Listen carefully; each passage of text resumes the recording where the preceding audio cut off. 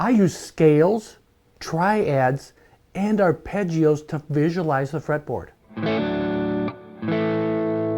But there's a concept of playing the guitar that we need to know before these tools will really make sense to us. I will teach you that concept coming right up. If you want scales, triads, and arpeggios to make sense to you, use this home bass concept. Playing the guitar is about listening, but it's also a lot of visualizing this fretboard. So what I mean by this home bass concept is, let's just take the key of A, but this will work in any key and you really should work on it. But the A chord, even if we're playing a 1-4-5, which is a A to D to E in the key of A, you still need to know where home bass is. If you're playing the chord right here, this home bass is right there in the 5th fret, and you have your octave there in the 7th fret of the D string, and you have another A note here in the 5th fret. Even if you're playing the minor pentatonic, and then you go back to your root note, know where those notes are. This sounds like a simple concept, but even players like Jimi Hendrix and Stevie Ray Vaughan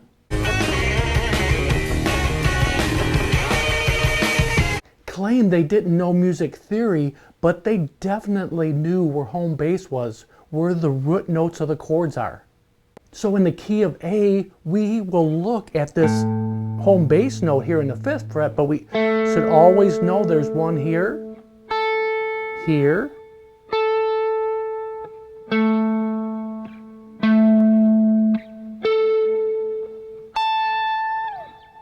learning the fretboard is not easy. This will get you started in the right direction using the octaves. 2 frets up and 2 frets down is always another root note, the octave of this lower A note. And 3 frets up and 2 frets down is your next octave.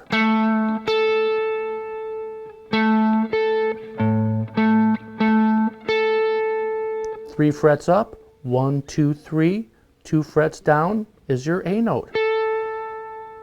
Triads and arpeggios and all these scales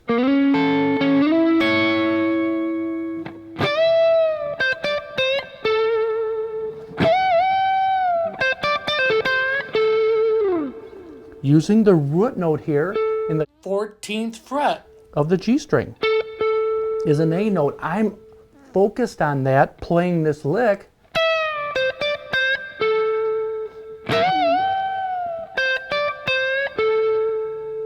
But you need to know where home bass is. You don't always have to play that note, but know it. Know it like the back of your hand, because you will have confidence to play licks in the major or minor pentatonic that way, and all these other things will make sense to you. Looking at the root note here in the 7th fret of the D string, walking up the major pentatonic to the next root note. I'm not really looking at positions of the scale. I'm looking at how I can get to the next root note. And this is the same thing for chords or triads.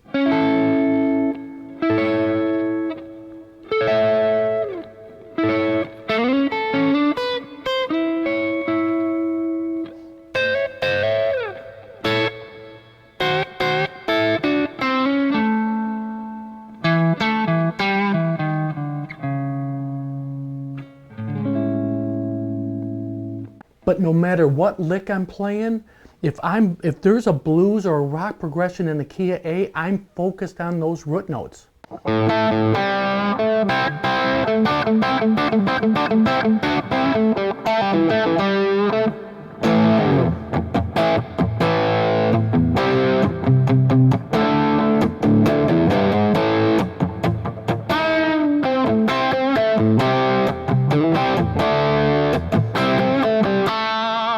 focused on the root note of the chord.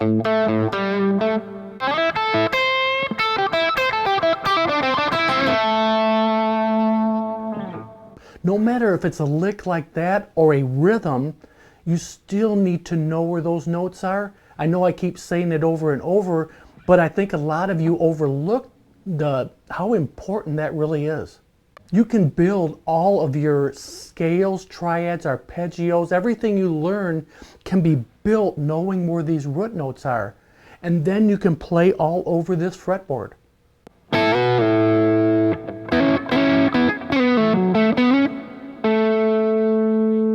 I'm looking at the root note here, the root note here, and here. Playing those little lines, focusing on that.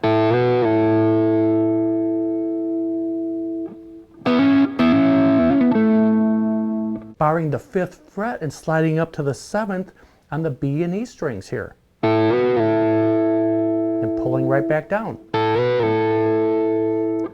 Hammering on 5 and 4, hammering on to 6. And getting right back there. You're actually playing part of an A chord doing that.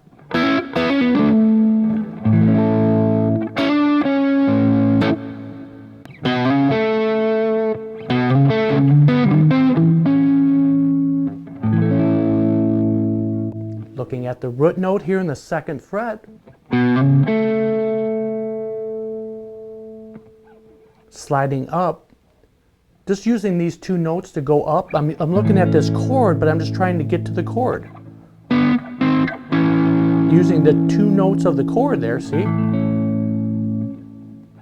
So 5 on the A string, 4 on the G string, and walk up chromatically to the A. So this is a G, little piece of a G chord. And I like to pluck up on my finger on this note here.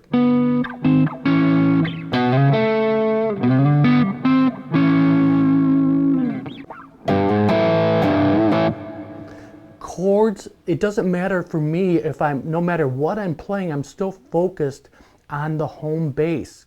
Don't overlook this concept. Get it, work on this every day. I promise you, your playing will level up in no time because it ties into everything you learn. Don't blow by this, work on it. Let's talk soon.